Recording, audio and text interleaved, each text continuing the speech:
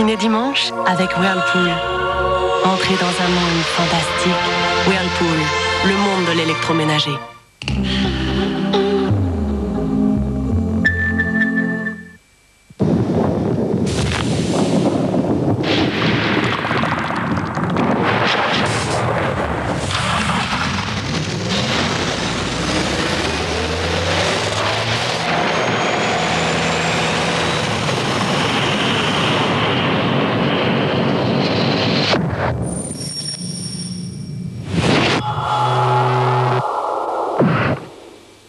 Nouvelle Polo Diesel.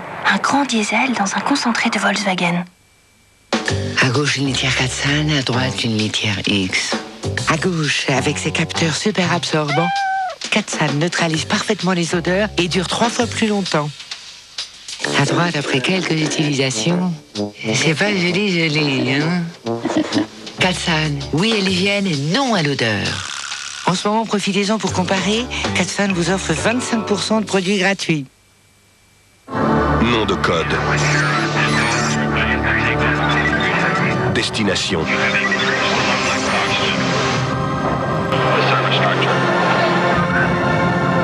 Prochaine rencontre.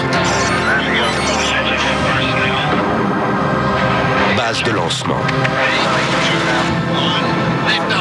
Space Mountain à Disneyland Paris.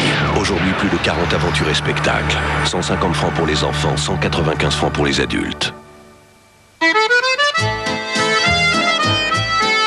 Depuis toujours, Paul Prédo a su vous offrir le goût inimitable d'un vrai jambon de charcutier. Le fouet, entier, désossé avec soin, à la chair ferme et moelleuse. On aura toujours envie d'un vrai jambon de charcutier. Le fouet de Paul Prédo. Regardez-moi cette beauté, dorée comme un brugnon.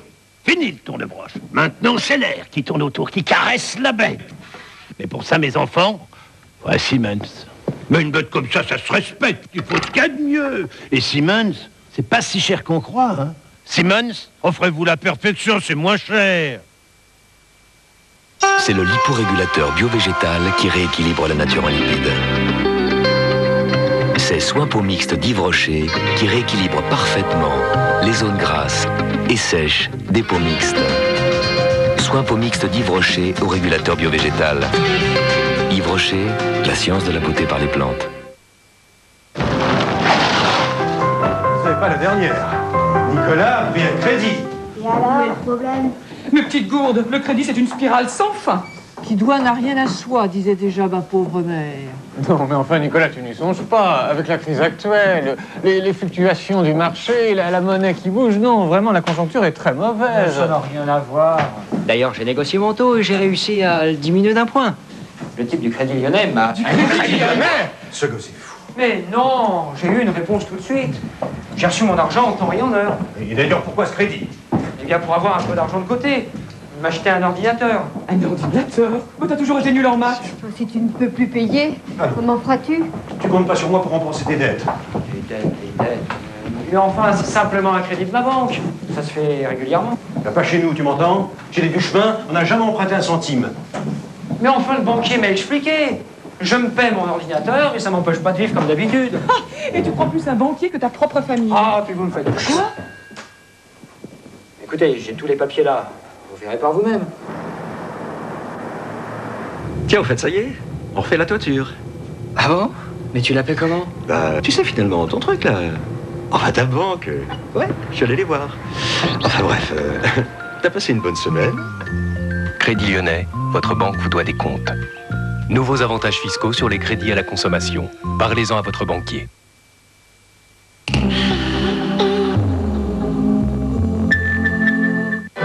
Je suis heureux de vous voir chez nous. Ensemble, nous ferons l'histoire. Quelle histoire? Une histoire qui fait peur? Qui es-tu, le prince des ténèbres? Est-ce que tu es le diable? Ou alors l'histoire d'un amour qui commence par un coup de foudre? Erreur, on tourne les envahisseurs. Et si cette histoire ne nous réservait que des surprises? Voilà une pierre.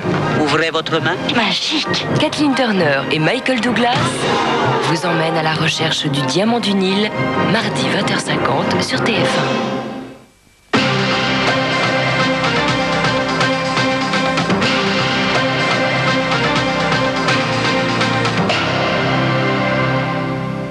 Bonsoir, du football pour commencer, pas de problème pour le PSG. Les Parisiens ont battu Lyon 2-0 en match en retard de la 31e journée du championnat de France. Paris qui compte désormais 5 points d'avance sur Auxerre. David Berger. Pascal Olmeta roule des mécaniques, mais c'est toute la machine parisienne qui se remet à tourner à plein régime.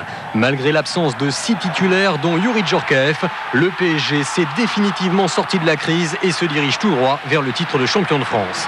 Une première combinaison rail-locaux est déjà la preuve que collectivement les problèmes sont réglés. Dans la tête aussi, le mal a disparu et les joueurs ont retrouvé un mental de gagneur. C'est d'ailleurs de la tête que survient le premier but, celle de Bravo, de Rail puis de Nouma jusqu'au pied droit de Loco, 1-0 juste avant la mi-temps.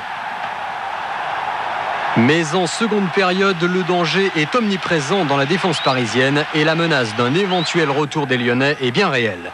Giuli gâche une belle occasion d'égaliser et Lama exhorte les 37 000 supporters du Parc des Princes. 77e minute, l'image du match, un bouclier humain, 4 défenseurs qui se protègent et il y a de quoi, car en face Bruno Ngotti, un ex-lyonnais, possède la frappe la plus puissante du championnat. Démonstration et fin du suspense. Le PSG s'impose 2-0 et conforte sa place de leader. 5 points d'avance désormais sur la Auxerre. Luis Fernandez est rassuré, il va pouvoir préparer sereinement le match retour de Coupe d'Europe contre Parme. 2 autres images de sport à retenir ce dimanche. En ski, Sébastien Amier est plus fort qu'Alberto Tomba. Le Français en terminant second du dernier slalom de la saison s'adjuge la Coupe du Monde de la spécialité. L'Italien n'est que 4e. L'épreuve a été remportée par l'Autrichien Thomas Sikora. C'est la première fois depuis 24 ans qu'un Français s'impose au classement général dans cette discipline. Et puis je vous rappelle la victoire de Damon Hill en Formule 1 au Grand Prix d'Australie. Il profite d'une défaillance mécanique de la voiture de son coéquipier Jacques Villeneuve dans les derniers tours. Belle deuxième place tout de même pour le jeune Canadien. Schumacher et Alesi ont abandonné. Eddie Irvine sur Ferrari est 3e. On connaissait le jeûne alimentaire, voici le jeûne télévisuel. C'est ce que propose le pape Jean-Paul II aux fidèles à l'occasion du carême. Il s'agit, dit-il, de retrouver plus de temps pour la réflexion, la prière ou les rapports humains. Une thérapie de l'âme selon le souverain pontife. Dona Vidal-Revel. Avec cet appel au jeûne médiatique en cette période de carême, le pape Jean-Paul II entend adresser aux chrétiens un double message. Le premier, contre l'omniprésence de la télévision en général, une présence qui nuirait au dialogue au sein de certaines familles. Éteindre la télévision est ainsi considéré comme une sorte de thérapie de l'âme, un geste qui pourrait également correspondre à une nouvelle forme de jeûne. En fait, pendant le carême, on doit un petit peu faire...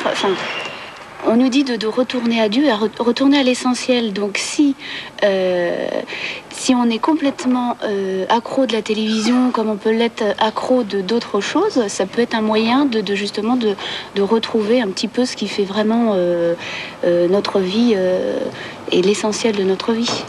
Parler de jeûne et l'abstinence pendant ça ne veut plus dire grand-chose maintenant. Par contre, effectivement, faire un effort sur la télévision, ça me semble tout à fait significatif. C'est un effort pour beaucoup de gens. Une nouvelle ligne de conduite qui permet toutefois à l'Église de désigner un responsable, la télévision, à l'origine, selon elle, de cette maladie de l'âme qui touche certains de ses fidèles. À l'étranger, en bref, Proche-Orient, Yasser Arafat est sur la bonne voie, affirme ce soir Shimon Peres. Le Premier ministre israélien se félicite des coups portés par l'autorité palestinienne aux intégristes armés. Et dans la foulée, l'armée israélienne annonce une levée partielle pendant 12 heures du bouclage des villes et des villages de Cisjordanie. Demain, pour faciliter les ravitaillements, l'entrée en territoire hébreu, elle, reste interdite. Sur le front du sud-Liban, en revanche, les islamistes pro-iraniens du Hezbollah multiplient les attaques. Au moins un militaire israélien a été tué et plusieurs autres blessés ce dimanche. Taïwan, un porte-avions américain va se rapprocher de l'île. C'est Warren Christopher qui l'affirme en délivrant un avertissement à la Chine. L'utilisation de la force aurait de très graves conséquences, dit-il. Cambodge, le roi Norodom Sihanouk pourrait abdiquer prochainement. C'est lui-même qui l'annonce. Âgé de 73 ans, il est atteint d'une tumeur au cerveau. Et puis en Bosnie, ce pied de nez à la justice internationale des 2 hommes les plus recherchés d'Europe. Le dirigeant bosno-serbe Ratko Mladic est tranquillement parti au sport d'hiver, tandis que Radovan Karadzic plaisante devant les caméras de télévision. Nancy Reis. L'homme qui descend cette piste à ski défie toute la communauté internationale qui l'a condamné. Cet homme est recherché. Il est accusé de crimes de guerre par le tribunal international de La Haye.